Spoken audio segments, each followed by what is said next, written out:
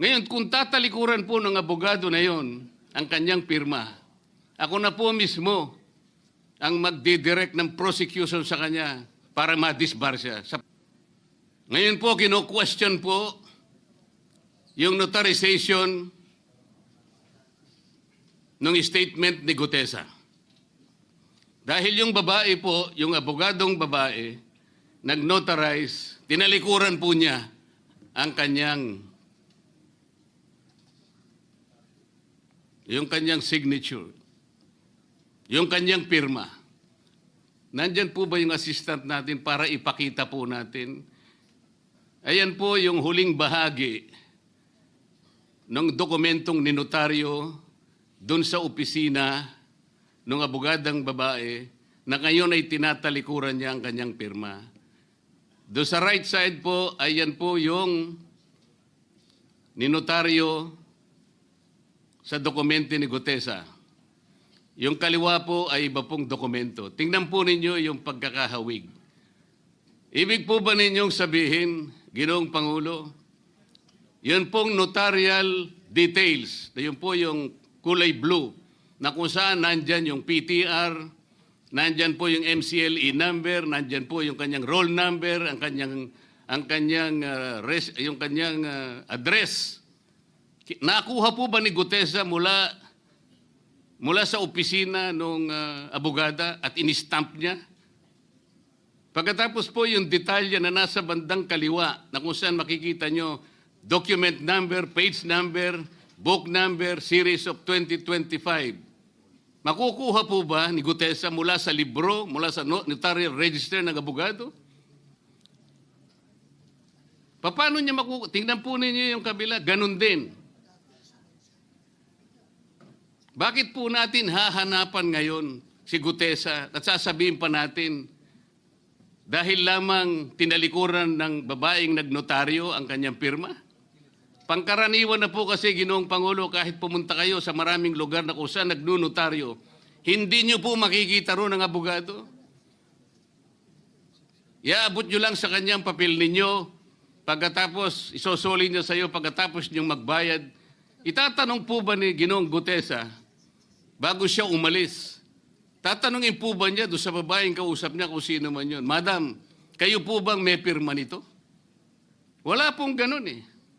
Ngayon, kung tatalikuran po ng abogado na yon ang kanyang pirma, ako na po mismo ang magdidirect ng prosecution sa kanya para ma-disbar siya. Sapagkat ginagamit po niya yung opisina na yon. Pakita po ba natin, pwede po nating ipakita yung opisina, yung kanya, ayan po yung kanyang lugar. Ang opisina po niya ay sa Ermita, ngunit yan po ay ginagamit niyang address. Ayan po makikita ninyo. Notary Public 24/7. Ibig niyo sabihin, nandyan at hindi na natutulog yung abogado na yan. Sigurado meron isang tao dyan na pumipirma. At ginagaya na lamang nung kanyang staff o secretary yung pirma niya. Ganyan po palagi. Kalakaran. Kalakaran, ngunit hindi tama. Sapagkat sa batas po ng notaryo, kailangan nakaharap po yung magnunotaryo sa nagpapanotaryo. Bakit po niya ngayon sinabi na hindi niya pirma yon? Marang hindi niya pirma. Ngunit, tinayaan niya kung sino man ang taong yon na ipirma yung dokumento. Kagaya po ng nasabi ko, naging academic na po yung notaryo. Sapagkat ang tao ay tumayo sa ating kapulungan. Binasa niya yung kanyang statement. Yung mga bayarang media nga po, sinasabi pa eh. Kino-coach ko pa eh. Bakit ko po siya sinabihan na dahan-dahan siya? Dahil po nung panahon na binabasa niya na yung kanyang statement, sinusundan po namin yung kanyang binabasa. Binigyan ko po ng kopya ang chairman ng Blue Ribbon Committee. Binigyan ko ng kopya ang ating Senate President at yung aking katabi si Senator Gatchalian dahil 4 lamang pong original ang meron kami. Yung binabasa pala niya ay Xerox copy kaya may naputol sa baba. Gusto ko lamang pong ma-record ng totohanan. Dahil doon sa umpisa po niya, merong isang linya po siyang nalaktawan. Alam po ito ng mga kasama natin na sinusundan po habang binabasa namin. Doon sa pangalawa po, 2 linya naman po ang nalaktawan niya. Kaya gusto ko lamang pong maging maayos ang pagre-record ng kanyang statement. Ano po sabi ng mga bayarang media, hindi ko naman po nila lahat. Kaya ako po hindi nagpapa-interview sa kanila. Alam ko po ang karakter ng ating media ngayon. Nakakaawa na po ang kalagayan. Kung mo ba sinabi ng ICI na isa sa kanilang mga poder, kapag ka nag-request po sila, makakakuha sila ng impormasyon sa House of Representatives, sa Senate, sa Korte, sa Sandigang Bayan, at kahit sinong otoridad. Ibig ba sabihin wala na tayong opsyon na tumanggi? Kailangan po natin pag-usapan muna yon. Ang nangyayari po sabog-sabog na po eh. Baka nga yun ang isang dahilan kung bakit nag-resign po yung advisor na si Mayor Magalong ng Baguio. Yung pong mga pasaring, ito po yung nakakapagbigay sa atin ng hindi naman kailangang pag-aaway-away o pag-aalitan. Hindi po maganda sa ating panig ito.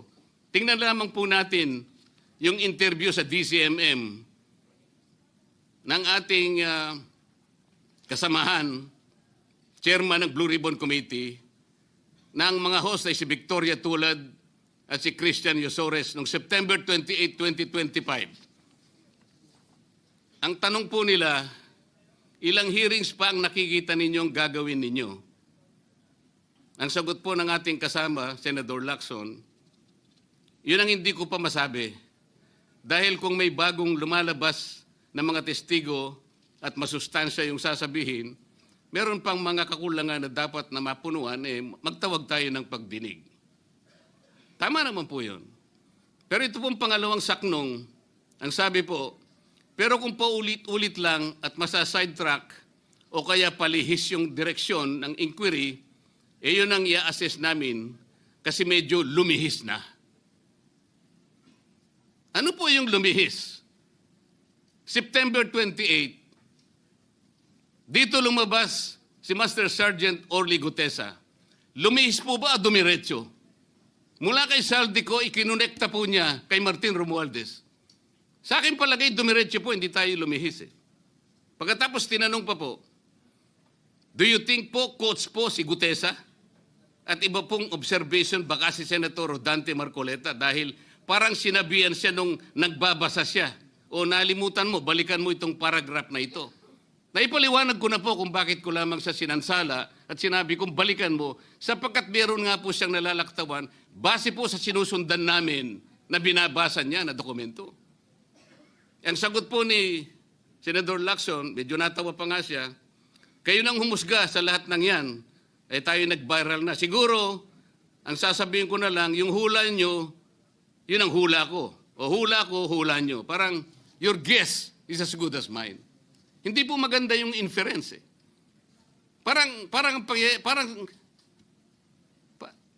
ang lumilitaw, kinots ko eh. Bilang isang abogado, magmula po nung ako'y maging abogado, inisip hindi ko po ginawa yung mga bagay na ito. Kumisan nga ako eh. Hindi na abogado, sila pa yung nagsasabi eh. Katulad po ni Saldico. Ang sabi ko lang naman po eh, matunog na yung pangalan niya. Napakaraming sources na nagsasabi, kumukonekta kay Saldico, pwede ba natin siyang imbitahin? Ang sabi po, hindi na raw siya imbitahin because of interparliamentary courtesy. Ang sabi ko po, ang interparliamentary courtesy hindi po nalalabag kung iimbitahin lang siya. Halimbawa, invitation letter lang. Nagawa ko po yun kay Congressman Toby Chanco. Voluntaryo po yun eh. Kung darating siya, salamat. Kung hindi siya darating, okay lang. Ngunit, ang pinag-uusapan natin ay problemang kasangkot na po ang kinabukasan ng ating bansa. Sasabihin ba natin interparliamentary courtesy? Nakikinig po ang buong bayan. Tatakpan po ba natin ng dahil sa interparliamentary courtesy? Nakasulat po ba sa bato yun? Absolute po ba yun? Yun po yung aking ikinasasama ng loob eh. Hindi po tayo dapat mag-away-away. Iisa po ang ating layunin. Ang ating bansa ang pinakaimportante sa ating lahat. Bakit po kinakailangang ilihis natin? Bakit po tayo gagawa ng paraan para pagtakpan po natin ang hindi dapat pagtakpan? Ginoong Pangulo, ngayon po'y masasabi ko, si Master Sergeant Orly Gutesa ay mas credible pa po kaysa sa marami sa atin dito sa kapulungan ito. Si Master Sergeant Orly Gutesa, mas matapang kaysa sa mas marami dito sa ating kapulungan. Maraming salamat po, Ginoong Pangulo. Thank you, Senator Marcoleta. Leader.